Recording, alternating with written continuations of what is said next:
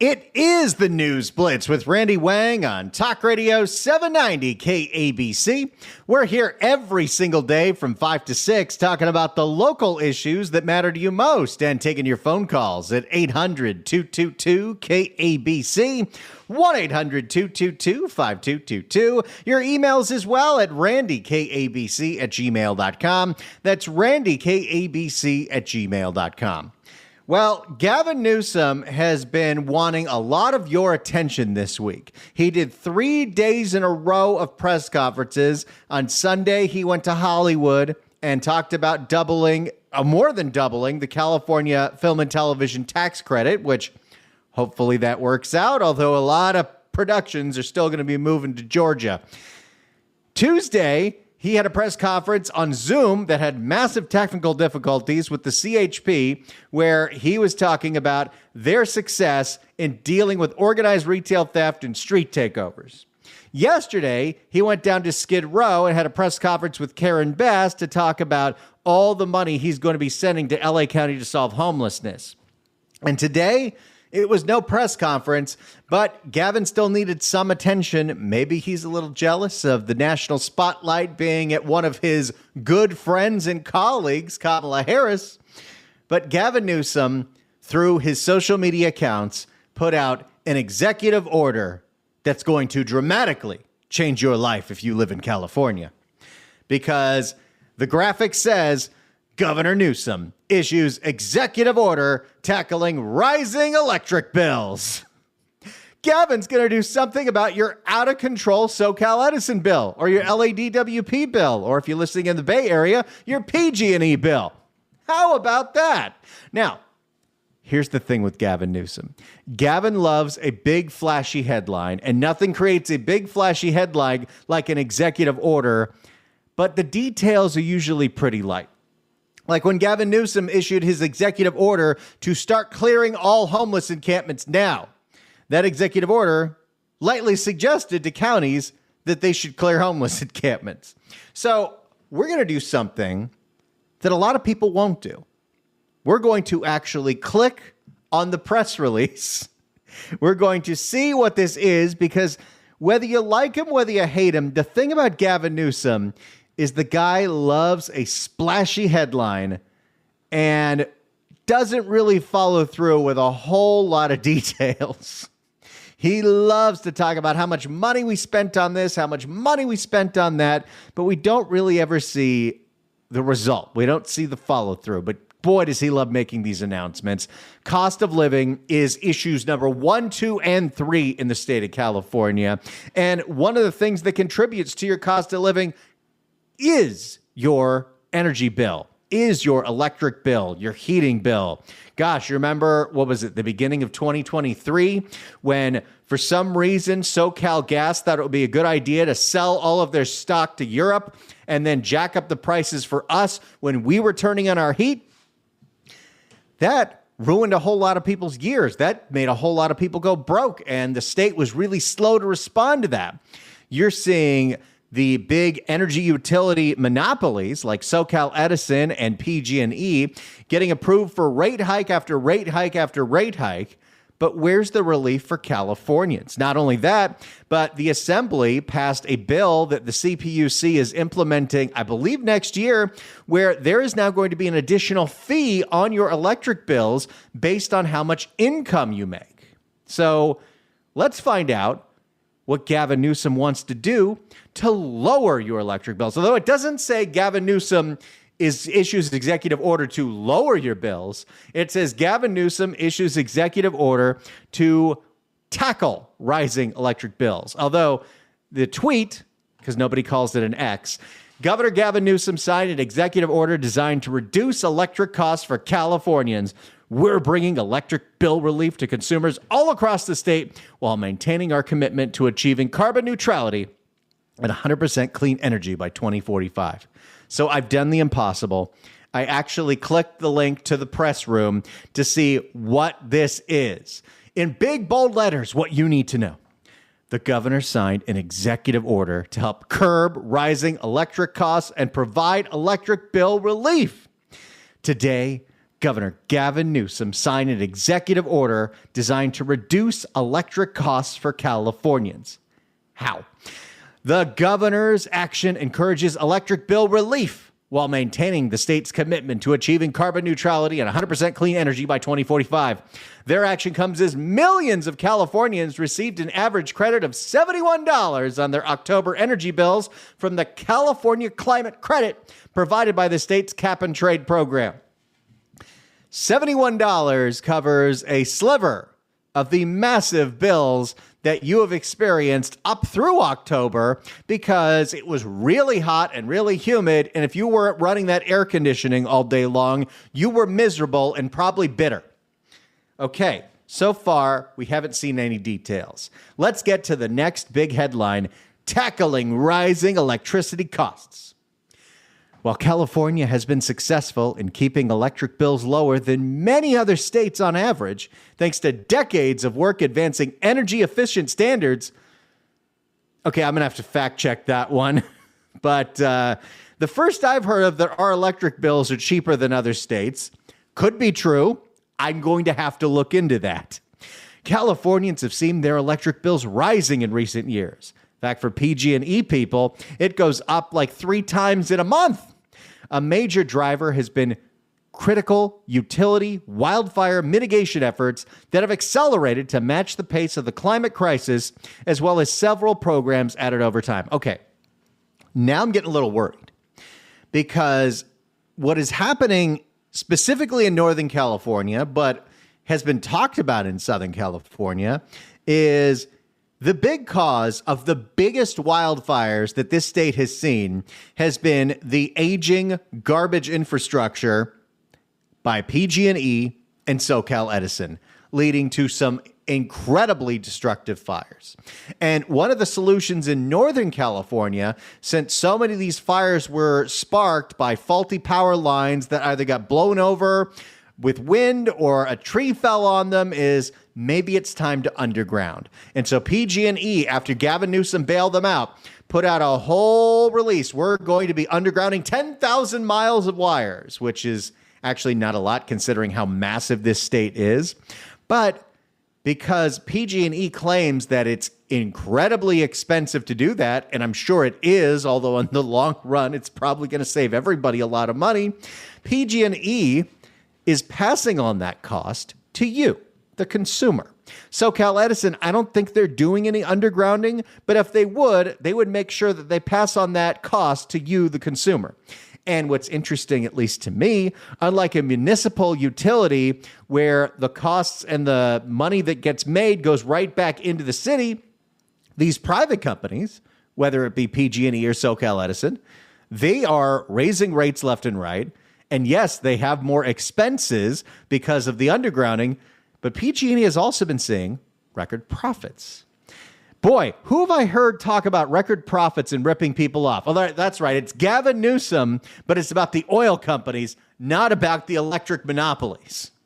Okay, so is the idea here that, okay, well, we're going to find cheaper ways to mitigate wildfire efforts, so we're not going to underground the lines? Because I don't know if that's a great idea. All right, let's get to the actual details, which Gavin Newsom is very light on. The governor's executive order addresses both of these cost drivers by zeroing in on some programs that could be inflating consumer bills and evaluating utility wildfire mitigation expenses for potential administrative savings. The executive order includes encouraging electric bill relief. The executive order asked the California Public Utilities Commission to identify underperforming programs and return any unused energy program funds back to consumers receiving electric and gas service from private utilities as one or more credits on their bills. Okay. Once you get to the details, it's not nearly as flashy as Gavin's going to lower your electric bill. We're going to maximize the California Climate Credit. Great alliteration. This executive order directs the California Air Resources Board to work with the CPUC to determine ways to maximize the California Climate Credit, which is a twice annual credit, $71, that shows up on many Californians' electric and gas bills in the spring and the fall and is funded by cap and trade. So we're going to do that more? We're going to give you more than $71? Okay, it's nice for 2 months out of the year. How about the other 10?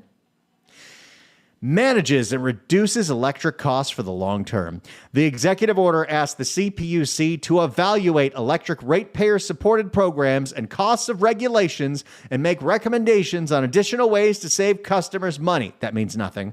It also asked the CPUC to pursue any federal funding available to help lower electricity costs for Californians. Mayor Pete, can any of that infrastructure money go in to lower my bill?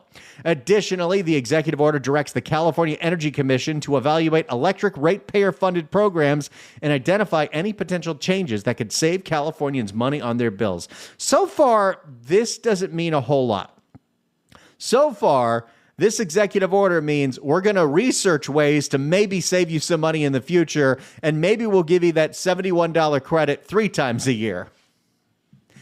Not as flashy as the big ol' headline, tackling your rising electric bills. And the 4th bullet point, smarter wildfire mitigation investments. The executive order directs the Office of Energy Infrastructure Safety and requests the CPUC to evaluate utility wildfire safety oversight practices and ensure that utility investments and activities are focused on cost-effective wildfire mitigation measures. Okay, this seems like Gavin press release speak for PG&E doesn't want to pay to underground all their lines, and this is a way to get them off the hook because that's one of the things they promised they would do for us bailing them out. I'm not fully educated on this subject. I just saw this today. But when you say cost-effective wildfire mitigation, what it tells me is the ratepayers don't like having these costs passed on to them. PG&E isn't going to dip into their profits. They aren't going to find ways to save money. They would like to not do the undergrounding anymore and just hopefully, fingers crossed, we don't have another massive destructive wildfire. I mean, it seems like a brilliant long-term investment would be the undergrounding of power lines, but it's too expensive. And the answer is, well, then they just shouldn't do it. That's what it seems like we're doing here, but the press release continues. In addition to the governor's action, earlier this year, the CPUC approved a proposal to reduce the price of residential electricity through a new billing structure authorized by the state legislature.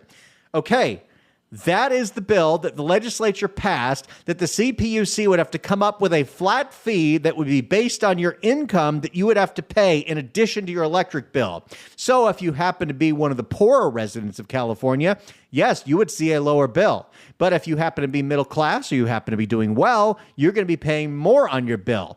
It was so unpopular that several members of the legislature that authored and passed the bill that Gavin Newsom signed try to put a press conference out to say, how dare the CPUC do this?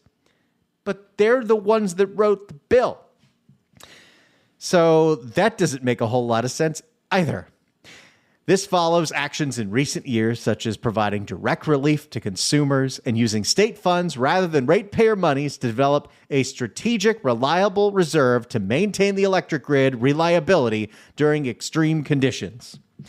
You say that, but the rates have been going up. SoCal Edison, PG&E. I assume my DWP bill's going up, but the wife pays that one. Lucky me. I pay the gas bill, and sometimes the gas bill in the winter months is pretty painful. The governor welcomes partnership with the legislature to further address actions that will address electric bill affordability.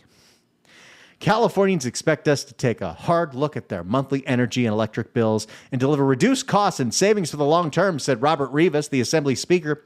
I support increased oversight efforts because regulators must ensure energy programs are implemented effectively and responsibly. The governor's action today is another step forward to lessen households' total energy burden and lower the cost of living in our state. Mike McGuire, Mr. Hogwash, said rising electric costs are impacting Californians and their quality of life. The state, including its regulatory agencies, need to buckle down and blunt the expanding fiscal impacts on ratepayers. This is an important start by Gavin Newsom, and the Senate plans to double down on the progress in the months ahead. There you go. There is the entire press release. We read the whole thing, and I'm still very confused on what this executive order does outside of create a flashy headline that Gavin Newsom says he's doing something about your electric bills going out of control. And the thing that worries me is when you get into the details of the proposals, most of them are, we're going to research ways to maybe save you some money down the line. Maybe we'll double that climate credit. But also, if we're talking about stopping not cost-effective wildfire mitigation, does that mean we're going to abandon plans to underground lines?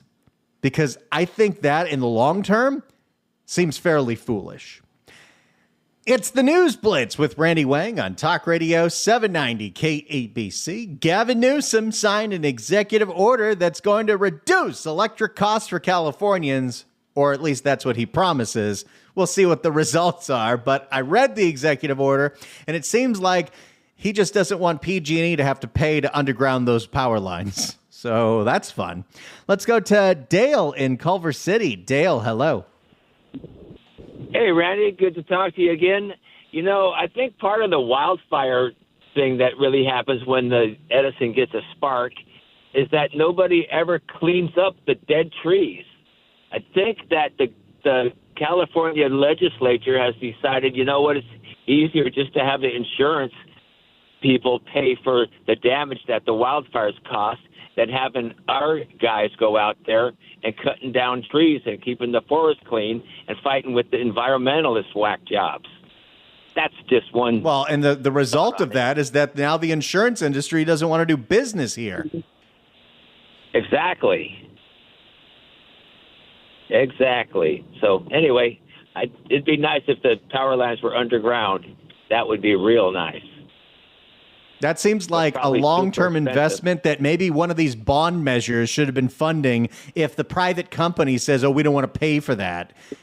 Dale, thank you so much for the call. Appreciate it. You know what I will say, and you do see it sometimes when you drive up and down the state. I drove up and down the state of California in July because we went to San Francisco for work and then went to Carmel for 4th of July and drove back down mostly the 5 freeway and a little bit of the 101 freeway. And you drive through a lot of agricultural land when you're going in between parts of the South Bay area to, the Central Valley. And whenever you see these giant packs of goats that are just chewing up all the brush, that is great investments. That is great because not only is it the cleanest way to clean up the brush, gives the goats something to do. They're cute to look at. I love seeing stuff like that. So that is, I do enjoy that. And we should be doing as much as we can, but ultimately a good long-term solution, at least in my opinion, is underground. You have some master plan communities that they started out undergrounding their power lines. It can be done. I don't love the idea of, it's too expensive, because if this was a municipal utility, if this was the state's responsibility, well, then they would find a way for it. This is what the people want. But since it's the private monopoly that Gavin Newsom has bailed out time and time and time again, well, if they don't want to pay for this because now they're getting all this backlash from passing on the cost to consumers, well, it seems like the state solution is, okay, you don't have to do it.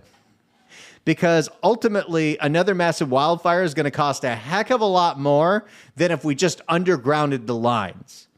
But I love all the things that we put on the ballot that we need to raise money for.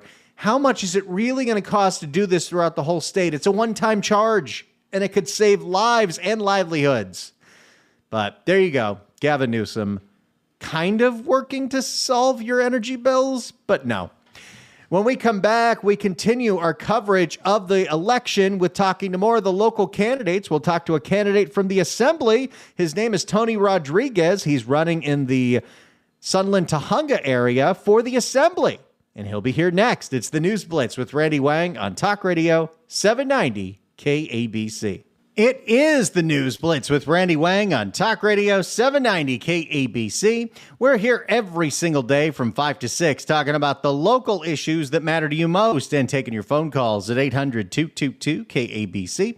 1-800-222-5222. Your emails as well at randykabc@gmail.com. That's randykabc@gmail.com. We are 6 days away from the end of election season. You've had your ballots for weeks now. Those ballots have to be returned by Tuesday, November 5th, or at least put in the mailbox. But if you are still thinking about who to vote for, there are a lot of local races, and there are so many things on the ballot that are not getting nearly enough attention. When, a lot of time gets spent on the presidential race, maybe the Senate race, maybe the congressional races. But the California legislature has a lot of people in it that are relatively anonymous. And I feel like a lot of people that when they vote for an assembly member, they have no idea who they are.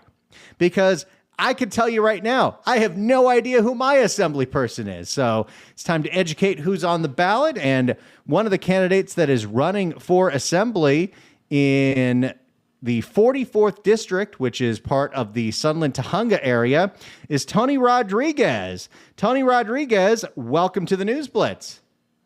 Randy, thank you for having me on the show. I got to tell you, I was checking out your website today, tonyforcecalifornia.us, and I'm like, wait, I recognize this guy because earlier this year, you were on ABC 7 because you live near that massive Tahunga homeless encampment at Latuna Canyon. Yes, that was me. Has that thing gotten any better or worse? It's gotten better. It's gotten better. They moved them out of that area at Latuna Canyon. I'm sure there's somewhere else. I know there's a lot on Tahunga Boulevard in the valley. There's a bunch of the RVs in that area now. So, Tony Rodriguez, first thing, tell everybody where exactly the 44th district is, and then tell us why you decided to run for this office. Well, the 44th district encompasses Burbank, Glendale, La Crescenta, Montrose area, obviously Sunland-Tahunga, where I live, Sherman Oaks, Valley Village, Toluca Lake, some parts of Sun Valley, some parts of Sylmar, Lakeview Terrace, and that's our area, Dromedar area. And why I decided to run, I've been an advocate for schools for a long time, and I was speaking at Glendale school board meetings, Burbank, and LAUSD. And I'm sure you heard of what happened in in Glendale in June of last year, where Antifa became active, and they called us parents and grandparents extremists because we cared about what's going on in our schools. And so it was that incident that said that you want to run for assembly. It made me decide that I needed to do more than I was doing besides volunteering in my neighborhood. I needed to be more engaged, and I needed to recruit people so that they know exactly what's really happening in our schools and in our community, for that matter. In your opinion, what needs to be fixed about California schools? Well, I think there should be more parent involvement. This nonsense that parental rights is being blocked by the leadership, and not the teachers. I'm not saying it's the teachers, but the school board people, the people that are making all the money, are blocking parents from knowing what's happening in the schools. And parents are afraid to go to the schools and find out what's happening because you get shut down. And it's happened to me as a grandparent. We can't tell you this. It's not, you have to write a letter to the principal, and then they'll allow you to come into the school. So it's a lot of nonsense, a lot of books that are being used for elementary schools specifically that parents weren't aware of until COVID happened. When COVID happened, it was an eye-opener for a lot of people, to include myself. So you're looking for more transparency in the school system? Not just in the school system. Obviously, we live in California. We need transparency at all levels, whether it's school, government.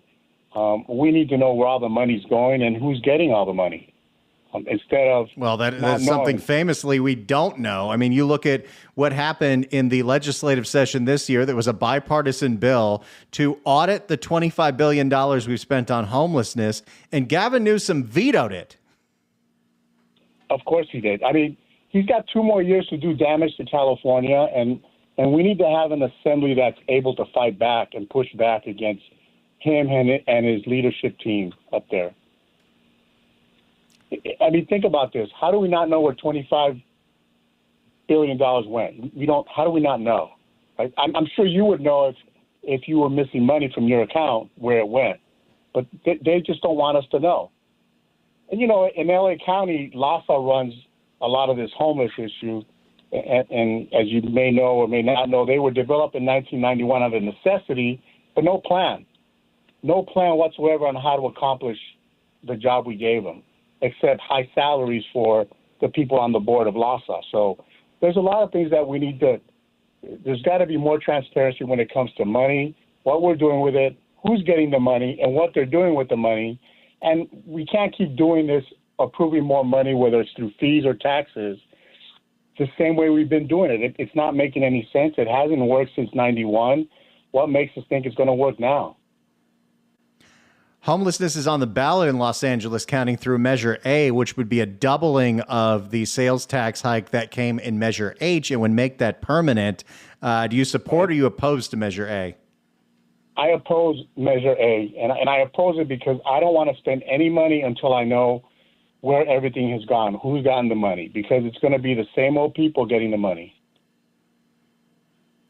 We're talking to Tony Rodriguez. He is running for assembly in District 44, which is parts of North Hollywood, Valley Village, Sunland, Tahunga, Burbank, and Glendale. Now, if you are elected, you would be in the assembly. And what has happened in the legislature, the assembly, and the state senate the last 2 years is Gavin Newsom has called them back after the regular session for a special session to specifically go after big oil because, as Gavin Newsom says, big oil has been screwing you. That is an actual quote from Gavin Newsom. I want to know what you make of the most recent special session where the legislature voted to pass Gavin Newsom's bill that would require refiners to expand their supply so when they go down for maintenance, they won't spike the price. What do you make of all that happened in the last month? Well, I think a lot of other things he's doing in the last month, whether it's that or addressing homeless issues, is because it's election season. So he wants to show a face that his party is trying to help the California taxpayer and the people in California, when they're really not. Once it's over, I don't know if you remember when he was all for giving the African-American community reparations, right? They made a big deal about it in the last minute. Oh, we can't do it. I'm not going to sign the bill. It's kind of, to me, the same thing. He's doing this to get people to go vote in November for the Democrats, regardless, because they're doing some positive things, and they're not going to do them in the end. And when they call the Senate back and the Assembly back, we know that it's usually it's a political move. It's not a move that's going to benefit any of us. Well, and to your point, Gavin Newsom did this whole thing last year, and that was supposed to hold big oil accountable and lower the gas prices, and it didn't. No, and if you and I know you know this, come January, there's probably going to be another increase in gas taxes. Yes, that is the low carbon fuel standard that the California Air Resources Board has been very tight-lipped about exactly how much that is going to go up when they vote just a few days after Election Day. Right, and it looks like it's going to be about 60 cents from what I hear. So that's definitely going to spike up the price of gas for us in California. We're talking to Tony Rodriguez running for assembly. His website is Tony4California.us. Public safety is at top of mind in Los Angeles County and the state of California. We have got the re-election campaign of George Gascon going on in Los Angeles County. Do you support Gascon or are you no to Gascon? No to Gascon, unlike my opponent. I'm definitely not a Gascon fan. I'm hoping that the polls are right and Mr. Hoffman will win the election in a landslide. And how do you come down on Proposition 36, the statewide ballot initiative that would toughen some of the laws that were eased in Prop 47 and create treatment-mandated felonies for repeat drug possession? Well, I'm a big fan of Prop 36. Prop 47 was a sham. The state lied to the public. They gave it a nice title so that people would vote for it. And now we all know that it didn't work. So we need to get law enforcement back. We need to get good district attorneys, and we need to get good people in law enforcement so that they can do their job effectively. You know, that's an interesting point, and it's something that's been a massive challenge mostly in the state of California, but it is a nationwide problem. But it is felt very strongly in cities like Los Angeles, San Francisco, and Oakland. Is there anything that should be done at the state level to figure out this hiring crisis that we have in police agencies, where we've almost got a bidding war going across the state, where LAPD tries to hire somebody and then they get outbid by the city of Alameda in Northern California because they've got a $75,000 signing bonus? Like, what can we do in the state of California to solve this hiring crisis when it comes to law enforcement? We can, I was an Army recruiter for a long time. We can mandate statewide, this is all you can do to make it an equal playing field for all law enforcement agencies. Because that is a problem, right? Burbank might pay more than LAPD, so I'm going to switch over to Burbank PD. And we need to do a better job of recruiting. And a lot of people are afraid to be police officers nowadays, not because they're afraid of what may happen when they're on duty.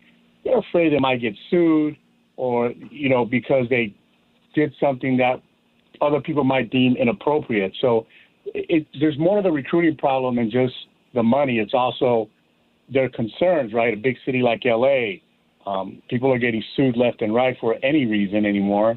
And there's some concerns about that. So we have to make it kind of a level playing field throughout the state of California. So Alameda can't steal somebody from LAPD. The benefits should be similar in many ways. I like that. Tony Rodriguez, candidate for Assembly District 44. I'm going to give you 60 seconds. Make your pitch to the voters. Why should they vote for you?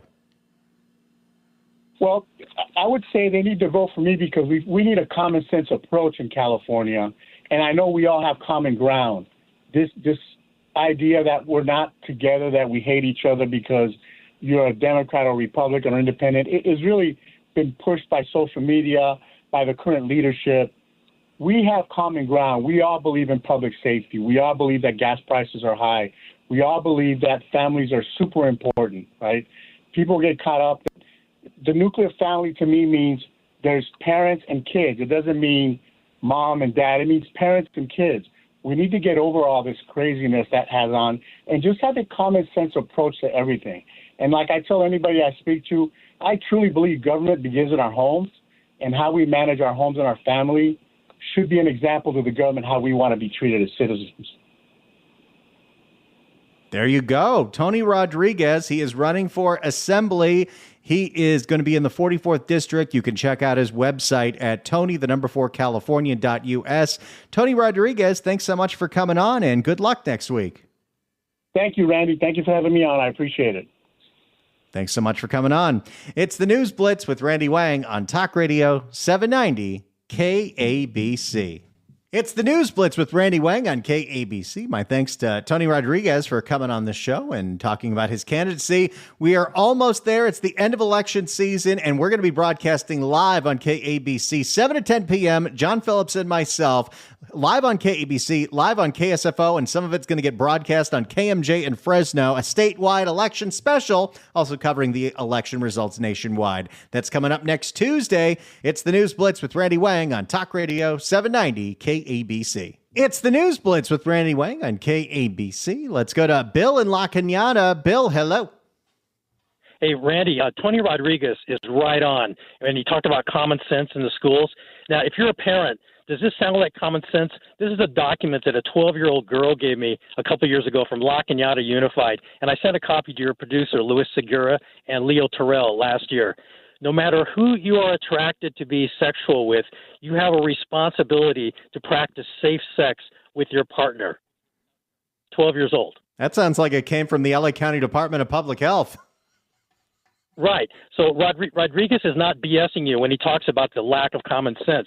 And they're stocking the library here in La Cañada with books like Julian is a Mermaid and It's Okay to Be Different. And they're published by some transgender activist outfit located in Pasadena. So they're promoting this stuff actively in the schools. And last thing on that, 2 students have told me, because I tutor them, that one of the things they do in their sex education class, you can't make this up, they have to bump elbows as a metaphor for asking consent to be intimate. Now, what do you think parents would think about that?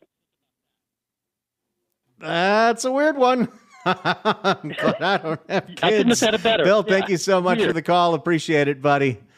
Oh, my goodness. That is uncomfortable. Hey, thanks so much for listening, everybody, especially when we're up against the Dodgers. We'll see if they win it tonight or if they're back on Friday. But I'm going to be back on Friday regardless with a Happy Hour Friday show. And I think I've come up with a fun one because the website Condé Nast has chosen Oakland, California as the best food city in the country. Maybe that's true. Or maybe you all have a better suggestion, but we're going to talk about the best food cities in America because I'm sure I haven't visited enough of them. But thank you all so much for listening to this show. It's such a pleasure to bring it to you every day and inform you on the local issues and have a little fun while we're doing it. If you ever miss an episode of this show, go to kabc.com/newsblitz. Go to the Apple Podcast app or Spotify, search for the KABC News Blitz. We're even on YouTube. You could Google on the YouTube. It's the News Blitz with Randy Wang on KABC.